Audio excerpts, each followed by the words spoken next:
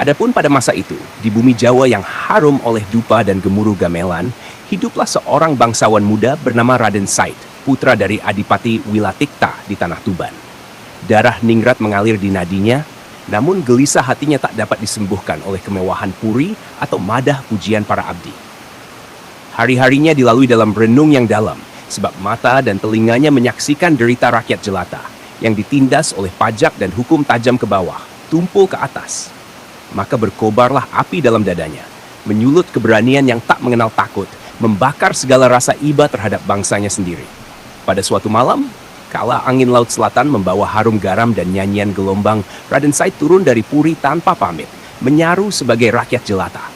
Ia menjadi sosok bayangan di jalan sunyi, perampok hartawan untuk membagi kepada yang papa. Maka rakyat menjulukinya Brandal Lokajaya. Namun, adakah cahaya lahir dari kegelapan? Pada suatu ketika, saat ia hendak merampas hartanya seorang musafir tua yang tampak miskin namun bercahaya wajahnya, langkah Raden Said terhenti. Musafir itu adalah Sunan Bonang, yang tersenyum tenang walau belati telah dekat di lehernya. "Apakah engkau hendak merampas milik hamba Allah hanya karena niatmu merasa benar?" tanya sang Sunan. Suaranya selembut desir dedaunan namun menghunjam hingga ke jantung. Raden Said tercekat, pedangnya jatuh, dan pada malam itulah nasibnya terputar. Dunia lama yang ia kenal mulai runtuh, digantikan cahaya baru yang asing namun memanggil. "Kalau benar engkau pejuang kebenaran," ujar Sunan Bonang, "datanglah ke tepi kali itu. Di sanalah akan kuperlihatkan padamu hakikat air yang mengalir dan cahaya yang tak pernah padam." Maka dimulailah perjalanan panjang sang Raden, dari anak Adipati menjadi murid sang wali, dari Brandal Lokajaya menjadi penjaga cahaya. Ia belum tahu bahwa takdirnya adalah menjadi sang penjaga kali dan cahaya, yang kelak disebut Sunan Kaliga oleh lidah-lidah Jawa yang memujanya. Maka berangkatlah Raden Said pada pagi buta, menyusuri jalan-jalan sunyi yang diguyur embun dan disambut kokok ayam pertama.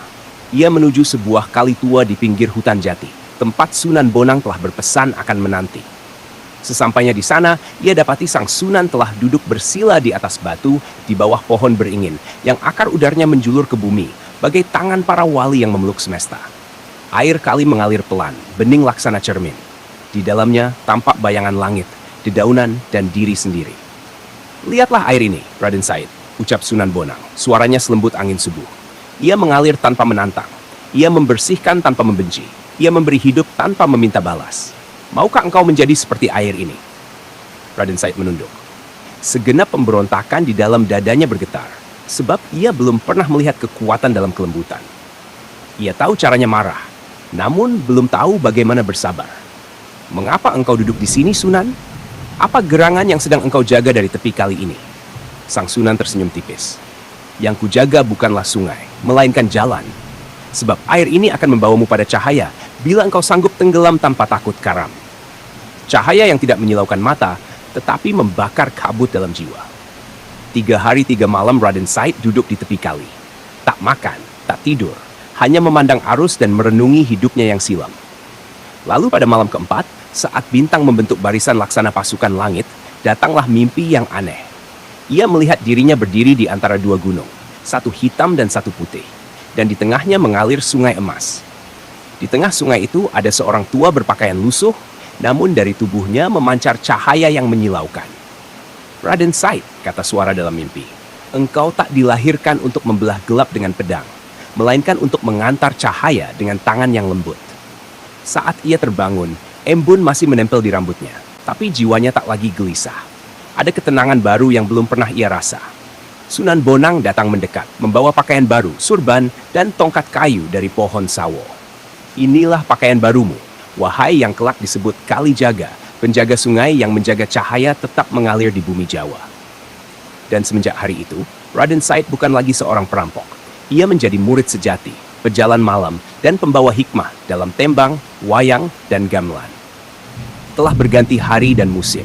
Daun-daun jati yang dahulu hijau, kini mulai memerah, gugur ke bumi seperti bisikan waktu. Dalam sepi dan pengembaraan, Raden Said, yang kini mulai dikenal dengan sebutan Kalijaga, menapaki jalan para wali, namun dengan langkah yang tak serupa. Ia tidak banyak berkhutbah di mimbar. Ia tidak menggenggam kitab di tangan kanan dan tongkat di tangan kiri. Ia memilih gamelan, tembang, dan bayang-bayang. Suatu malam di Kadilangu, ia menggelar pertunjukan wayang kulit. Rakyat berdatangan dari berbagai penjuru. Tua dan muda, petani dan saudagar, bahkan mereka yang tak mengenal Islam, duduk bersila di bawah langit terbuka, menanti kisah Mahabharata yang akan dibawakan oleh dalang misterius yang disebut Ki Kalijaga.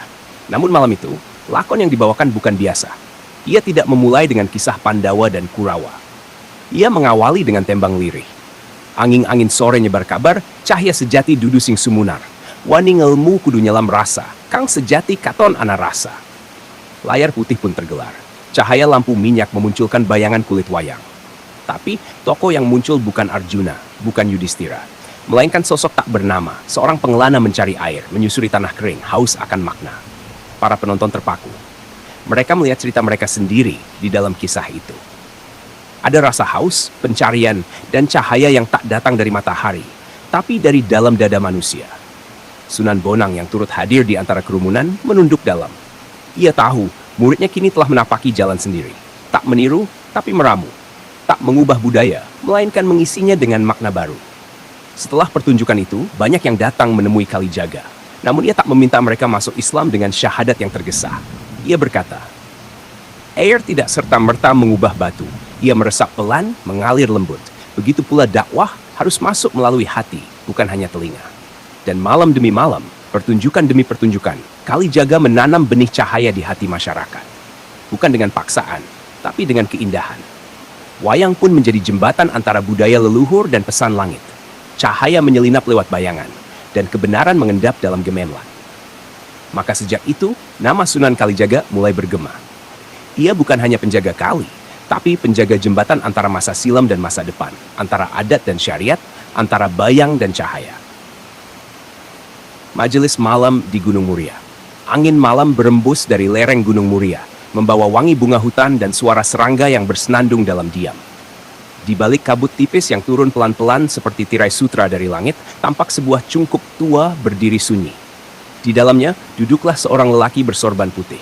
Wajahnya penuh keriput, namun matanya masih bening menatap jauh ke balik masa.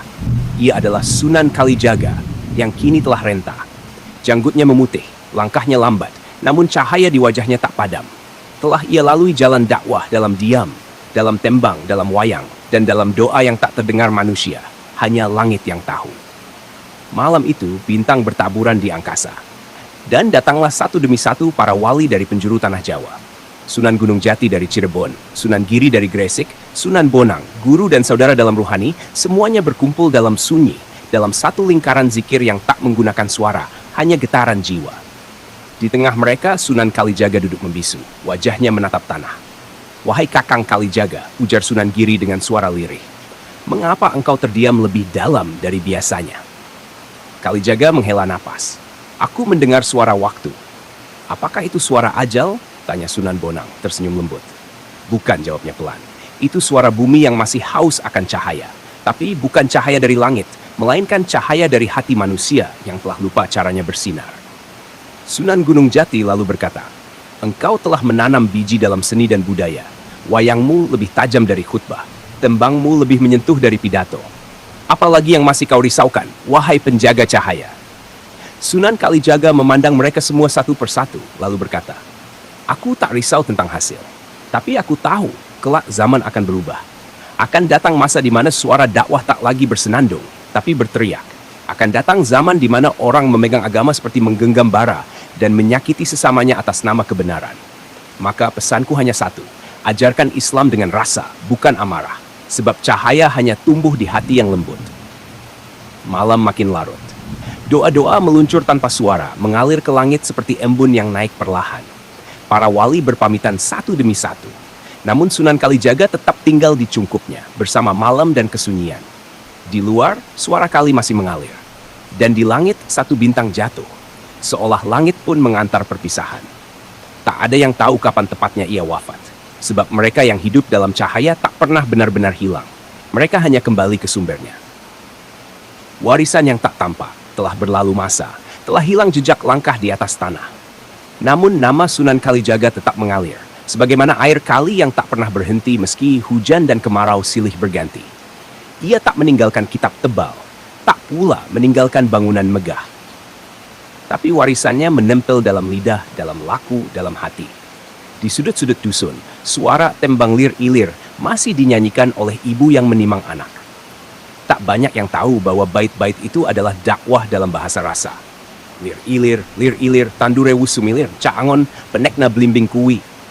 5 penjuru blimbing adalah 5 rukun Islam. Tapi Kalijaga tidak menyebutnya dengan bahasa keras. Ia bungkus dengan keindahan agar yang keras bisa luluh dan yang awam bisa paham. Wayang kulit masih dimainkan di pelataran desa. Arjuna dan Semar bukan sekadar tokoh, tapi lambang akhlak dan kebijaksanaan. Dalam kelir itu, pesan-pesan Islam mengalir tanpa terasa.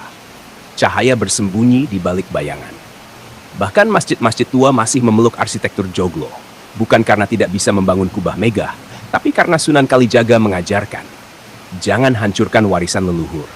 Islam datang bukan untuk menghapus budaya, tapi untuk menyucikannya. Dan di hati para penduduk desa, di dalam kidung, gamelan, dan sesaji yang diselaraskan, nama Sunan Kalijaga masih disebut. Ia tak dikenang dengan air mata, tapi dengan rasa teduh dan hormat. Seakan ia masih duduk di tepi kali, mendengarkan suara air sambil menjaga agar cahaya tetap mengalir. Sebab cahaya sejati bukan yang bersinar di langit, tapi yang tumbuh diam-diam di dalam dada manusia. Dan begitulah warisan sang penjaga.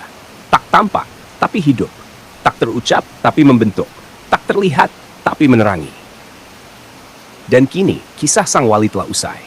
Sunan Kalijaga, sang penjaga kali dan cahaya, bukan sekadar nama dalam sejarah, melainkan ruh yang hidup dalam budaya, dalam tembang, dalam wayang, dan dalam diam-diam hati kita. Ia tidak meninggikan suara, namun kata-katanya tetap terdengar.